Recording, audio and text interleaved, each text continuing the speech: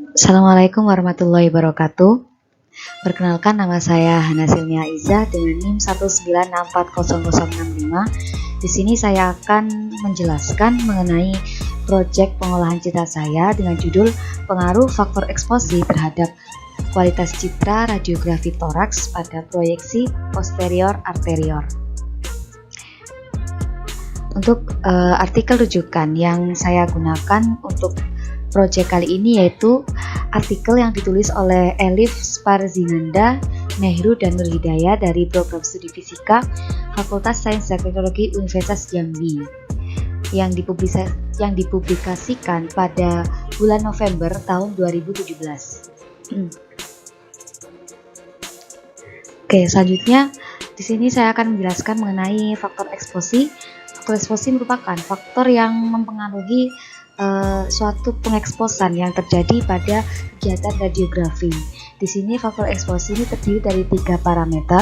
Yang pertama ada tegangan tabung, yaitu merupakan energi kinetik elektron yang dapat mempengaruhi daya tembus radiasi pada target. Jadi ketika anoda dan katoda itu bereksitasi, maka elektron tersebut akan mempengaruhi daya tembus pada sinar X tersebut. Oke, selanjutnya adalah kuat arus, yaitu merupakan jumlah intensitas yang digunakan untuk keluaran dari radiasi sinar X sendiri. Jadi ini dapat digunakan sebagai intensitas energi untuk radiasi sinar X. Selanjutnya adalah waktu paparan dengan satuan second, yaitu merupakan lama pemaparan radiasi sinar X pada objek. Jadi nanti dapat dihitung untuk pemaparannya itu selama waktu yang telah ditentukan. Next, selanjutnya adalah radiografi toraks. Radiografi toraks ini cara pengambilan foto toraks yang saya gunakan di proyek kali ini yaitu menggunakan radiografi toraks pasien pada posisi posterior anterior, atau dengan kata lain dapat membelakangi penyinaran dari sinar X. Untuk cara pengambilan foto, yaitu yang pertama pasien diposisikan berdiri tegak menghadap ke bagi stand atau menghadap kaset. Kemudian linea minsternalis itu area punggung, yaitu sejajar dengan garis tengah kaset atau garis kolimator. Kemudian kedua punggung tangannya diletakkan di atas pinggul dan siku ditekan di depan. Kemudian diatur dengan proyeksi sebesar 150 cm untuk jaraknya, dan eksposi pada saat pasien itu harus tahan nafas setelah inspirasi penuh dan kemudian diberikan aba-aba untuk tarik nafas. Dan setelah dilakukan cara tersebut maka dapat dilakukan pengeksposan. Kemudian next, nah untuk parameter yang akan saya gunakan dalam proyek kali ini yaitu parameter kualitas citra untuk histogram. Nah, histogram sendiri merupakan grafik yang menggambarkan penyebaran nilai intensitas piksel dari suatu citra atau bagian tertentu dalam citra. Dari histogram akan mendapatkan frekuensi kemunculan nisbi dari intensitas pada citra tersebut. Peningkatan mutu citra diperlukan karena seringkali citra yang dijadikan objek itu memiliki kualitas yang tidak baik. Misalkan citra mengalami derau, kabur, atau adanya artefak yang tidak diharapkan keadaannya.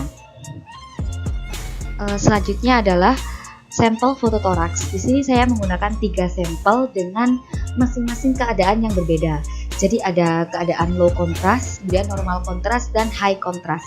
Untuk low contrast di sini saya menggunakan tegangan tabung sebesar 55 kV dan arus waktunya 0,5 MAS. Kemudian untuk normal contrast di sini saya menggunakan tegangan tabung yang sama yaitu 55, namun untuk arus waktunya di sini saya bedakan sebesar 6,3. Kemudian untuk high contrast di sini saya menggunakan tegangan tabung sebesar 55 dan untuk MAS-nya adalah 20 mA per second.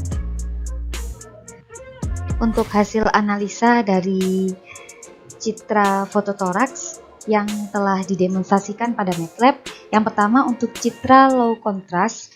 Di sini dapat dilihat bahwa dengan menggunakan faktor eksposi sebesar 55 kV dan 0,5 MAS, maka akan didapatkan histogram penyebaran citra, persebaran derajat keabuan pada citra. Ini untuk nilai pikselnya tidak merata karena persebaran piksel hanya ada pada rentang skala 0 sampai 50 saja.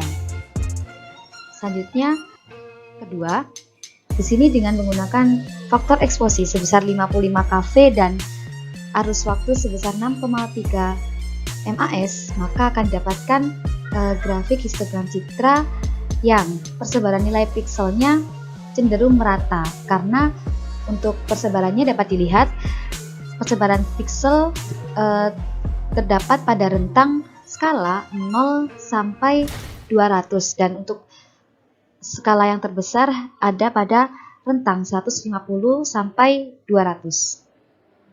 Kemudian untuk hasil analisa citra yang baik, untuk hasil analisa citra yang ketiga, yaitu dengan menggunakan faktor eksposi sebesar 55 kV dan arus waktu sebesar 20 MAS, maka akan didapatkan histogram persebaran piksel yang ada pada slide, yaitu untuk persebarannya terdapat pada rentang skala 150 sampai 250.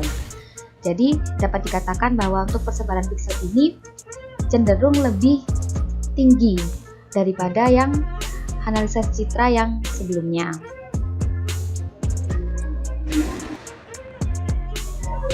Baik, untuk kesimpulan dari analisa yang telah dihasilkan, yaitu penggunaan faktor eksposi yang besar akan mempengaruhi kualitas citra yang dihasilkan. Maka semakin besar nilai tegangan tabung dan arus waktu yang digunakan, maka kontras citra yang dihasilkan juga akan semakin besar atau semakin terang.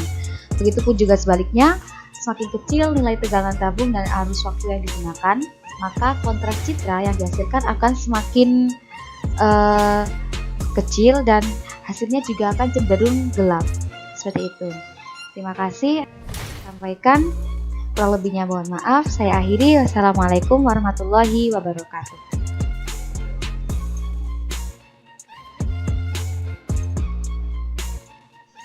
Baik, selanjutnya adalah di sini saya akan menunjukkan mengenai hasil running dari analisis citra yang telah saya lakukan, yang telah saya kerjakan di software MATLAB kan ini. Untuk listing programnya bisa dilihat seperti ini. Jadi di sini saya akan masukkan beberapa file citra yang nantinya akan dianalisis kualitasnya.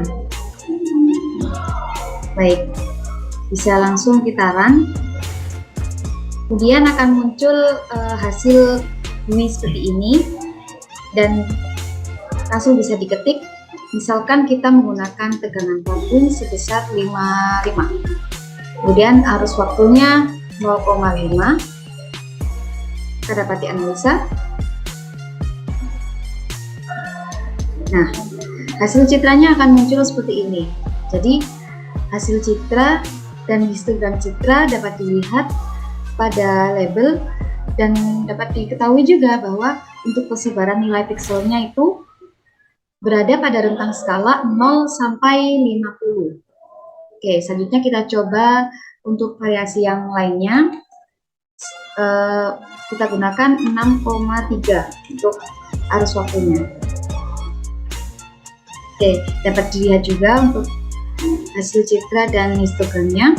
Di sini untuk persebaran histogramnya terlihat cukup merata dari rentang skala 0 hingga 200. Untuk rentang tertingginya, hasilnya itu ada pada skala 150 hingga 200. Kemudian kita coba untuk variasi yang ketiga. Untuk variasi high contrast, ini arus waktunya saya ubah sebesar 20. Oke, maka dapat dilihat bahwa untuk hasil citra dan histogramnya Untuk persebaran pikselnya ini terdapat pada rentang skala 150 hingga 250, dan untuk persebaran tertingginya hanya ada di skala 250.